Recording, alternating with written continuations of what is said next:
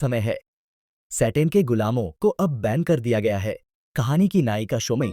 शोमई एक college student है। उसका भविष्य उज्जवल था, लेकिन अचानक उसकी माँ को एक अजीब और भयानक बीमारी हो गई। घर वालों ने सारा पैसा इलाज में लगा दिया, पर डॉक्टर कुछ भी समझ नहीं पाए कि ये बीमारी आखिर है क्या। अब माँ बिस्तर पर पड़ी रहती है, इतनी बीमार कि एक शब्द तक नहीं बोल पाती।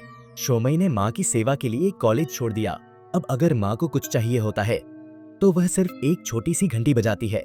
लेकिन एक रात कुछ बहुत ही अजीब हुआ। माँ घंटी को पागलों की तरह बजा रही थी और छत की ओर डर के मारे घूर रही थी, जैसे उसने कुछ बहुत ही भयानक देख लिया हो। जब शोमई ने देखा तो उसे कुछ भी नजर नहीं आया। उसे लगा कि शायद माँ को फिर से कोई भ्रम हो गया है। लेकिन उसी रात जब शोमई सो रही थी, तभी घंटी की आवाज ने उसे उठा दिया। वह दौड़कर माँ के कमरे में गई और वहां माँ को सफेद शादी के जोड़े में खिड़की के पास खड़ा पाया। शोमई हैरान थी, माँ तो चल भी नहीं सकती थी। उसने पूछा, आप खड़ी कैसे हो? लेकिन माँ ने कोई जवाब नहीं दिया। जैसे ही शोमई पास गई, उसे बिस्तर से फिर घंटी की आवाज आई और देखा कि असली माँ बिस्तर पर पड़ी थी। तो खिड़की के पास खड़ी महिला कौन थी? शोमई चौंक गई। लेकिन ये सब एक बुरा सपना निकला। लेकिन क्या वाकई ये सिर्फ सपना था? अगले दिन वही सपना असलियत बन गया। माँ छत की ओर देखते हुए डर के मारे मर गई, जैसे किसी चीज ने उसे डरा कर मार डाला हो। घरवाले दुखी तो थे, लेकिन कुछ हद तक राहत भी महसूस कर रहे थे। लेकिन उसके बाद डरावनी घटनाएं और बढ़ गईं। माँ की मौत के अगले दिन शोमई का छोटा भाई शोशवाई रेडियो पर गाने सुन रहा था। तभी रेडियो की फ्रीक्वेंसी अपने आप बदलने लगी और फिर उसमें माँ की आवाज सुनाई दी। उधर बाकी बच्चों को भी डरावनी घटनाओं का सामना करना पड़ा।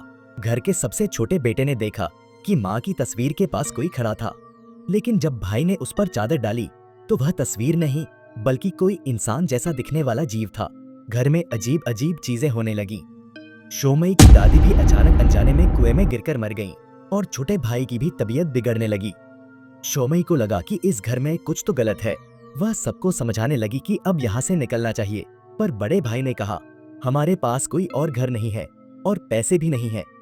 शोमई को दादी का एक पत्र मिला जो एक बूढ़े आदमी को लिखा गया था। उसमें लिखा था, ग्रेटर देन, कृपया हमारी मदद करो। शोमई उस बूढ़े आदमी को ढूंढने शहर जाती है, जो असल में उसकी दादी का स्कूल फ्रेंड और एक तांत्रिक था। और फिर सामने आता है सच्चाई का डरावना चेहरा। दरअसल शोमई की माँ को बच्चा नहीं हो रहा था। दादी की प्रताड़ना से परेशान होकर माँ ने सैटेन से सौदा किया, जिसमें शर्त थी कि अगर उसे बच्चा हुआ तो आखिरी बच्चा जब 7 साल का होगा तो उसे सैटेन को बलि देना होगा। माँ ने इस शर्त को चकमा देने के लिए हर 6 साल में एक नया बच्चा पैदा करना शुरू किया। लेकिन सैटेन को यह धोखा पसंद नहीं आया। उसने माँ को बीमार किया।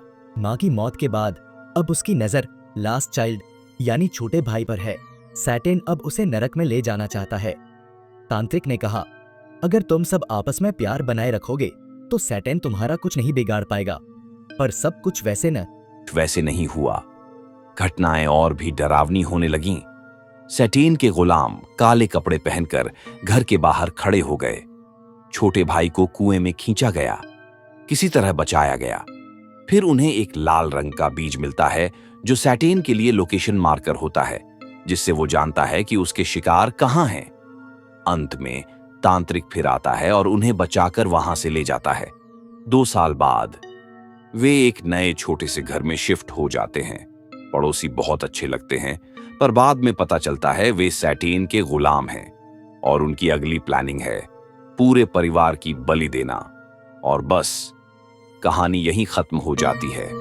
डायरेक्टर ने इसका अंत खुला छोड़ा है ताकि दर्शक अपनी कल्पना से सोच सकें कि आगे क्या हुआ। भाइयों, आज की कहानी यहीं तक। अगर पसंद आई हो तो बताओ, अगली बार और भी खतरनाक कहानी लेकर आऊंगा।